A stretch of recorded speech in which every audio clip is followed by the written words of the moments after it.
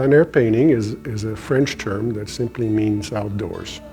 And we use the French term because it was essentially developed in France and other parts of Europe. The whole point of plein air painting or outdoor painting is to capture the natural light. So it was really not feasible to do that until 1841, when an American artist in London invented the collapsible paint tube. That's a man named John Rand. It's the same tube that we use now everywhere. Most plein air painters will work on a small scale outdoors, what they call a sketch, which they do very quickly, in 2 hours or less. The 2 hours is a limitation because the sun's moving, the shadows are moving, the haze may be lifting or it may be coming in. So they have to paint very quickly. They're not concerned with detail. They're concerned with the light and the colors. The goal of plein air painting is capturing the light, the colors, and immediacy of what you're experiencing. There may be wonderful sunny days and it's intense and warm. And then you have cloudy, very flat light. Then you have the subtleties of color you're working with. I relish that aspect of painting because I become so much more aware of the light and our environment and how colors interact with one another. That's a joyful experience. What we have in Southern California is called the Mediterranean light. And it's a light that's found in very few places in the world. There's a large body of water that helps to reflect that light and intensify it. Laguna Beach became very popular because it was away from Los Angeles and Pasadena. This is in the 1880s. And artists tell each other, oh, there's this great little place called Laguna Beach, and it's very small, and there are a lot of artists there, and everybody paints together. So it became an art colony. And in 1918, one of the great California artists, Edgar Payne, along with another great William Wendt and other artists, decided to form the Laguna Beach Art Association. And by the 1960s, plein air painting had pretty well waned because of the rush for modern art, abstract expressionism.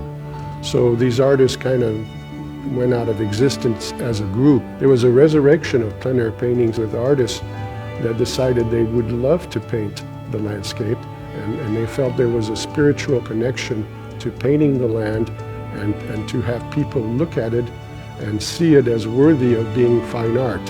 So there's a symbiosis between people that want to protect the land and the artists. I was displaying my work at the Festival of Arts. So I asked my painter friends if they would like to, some of them, join me in this plein air group I was thinking about forming, Laguna Plein Air Painters Association.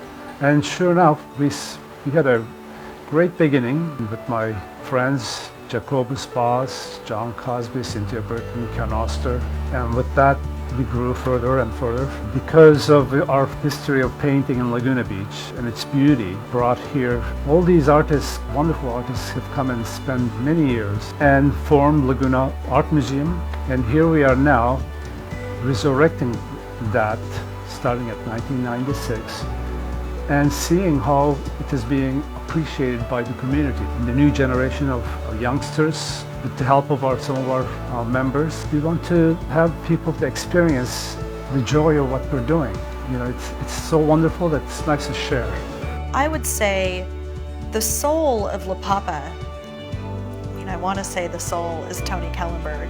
She's awesome and she is our fearless leader. But there's a team of us that have worked really hard to be able to operate as an independent art organization and put this big event on without having a brick and mortar and having our own place to do it. It's tricky being in a town where we compete with a lot of other nonprofit organizations, a lot of other art-related nonprofit organizations. We're super proud of what we've done and super excited about our future. LPAPA, the Laguna Plein Air Painters Association, is important because they are one of the big proponents of plein air. They have members from all over the country and members from other nations. An invitational, like the LPAPA Invitational, is an important part of the community, especially in Laguna Beach, which has such a rich art heritage, because the collector gets to know the artist. They can watch the painting being painted. And then they realized that this is something that's very special, that very few people can do, and that this particular artist has a connection with me. And I think their art is going to be something I want to have around me. And by watching the artist paint, by getting to talk to the artist, by meeting with them at the Invitational, at the gala, by talking to artists, there's a strong bond that develops. It's fun to know the artists. The artists are really neat. Once you've collected them, they always remember you. They're always glad to see you, and that's kind of fun. When we came to California and we became interested in plein air painting, that's when this collection really started. We've acquired paintings from 60 other artists, and there's 120 paintings of this house. We used to be tennis players, and then first my knee went, and then Gary's back went, and so we had a new hobby, and that was buying art. so it's been fun. Painting in the studio is isolating. Painting outside by yourself is isolating. So the good thing about LPAPA is you can paint with other people and you're not alone. That's another key element to join that club, is you're not painting by yourself. I'm their artist in booth when we go to the trade shows and the conventions. I kind of give them my LPAPA story, why it's good to join LPAPA, how it can advance your career. Another good thing about LPAPA is you can enter shows and get your work exposed to the public. So LPAPA's got a lot of good things going for it. We really feel like those early California artists, what they painted has become almost like part of our history. The landscapes here don't look like they did then, and so you can go back and reference those paintings from the late 1800s and those early California plein air painters, and it's an actual representation of what our state used to look like. And so when Jeff goes into the classroom and starts talking to them about that, that's sort of how the conversation is started. This art program's unique. We've been doing this for a good 7 or 8 years at least, and we've worked with approximately 5,000 kids. He's really interactive with the kids and just starts dialogue with them about painting and about the history of California and how painting is related to that. The second step of the program is Jeff actually doing a demo for them. The demo takes place in the classroom. The kids get really interactive and they ask lots of questions, and it's really fun to see their response and how into it they get. So the third step of the program is we bring the kids over to the Irvine Museum collection, and actually we have a really nice relationship with them, and they pay for bus transportation to get the kids to their facility, which is in Irvine. Jeff is usually there too, along with a docent from the museum, to give the kids a tour.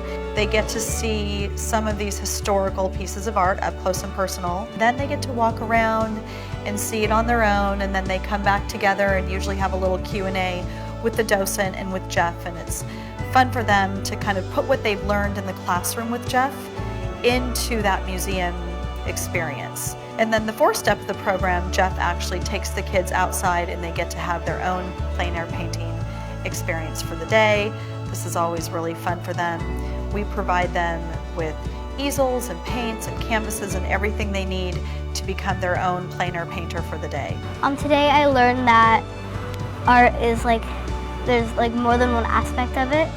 Like that you don't have to be exactly perfect when you're painting or drawing something, and just that it's really cool to experience. One of my hopes when I'm leaving a classroom that I've mentored, whether it's in 5 years, 10 years, that this young mind goes in to a museum someday and can actually represent what they're seeing in a museum. So it's important that the kids get this exposure to art, not only to fine art, but also to history, because a painting records a specific time and place and activity which may have been 100, 200, 300 years ago. So that's a big part of our museum, and it's a big part of LPAPA. Of course, Laguna Beach is such a great community, supportive of the arts, so we just flourish with that. And having different shows and exhibits together and doing fundraisers and sharing with the community, the children, and having museum shows, it's really blossomed into a beautiful group of people and organization.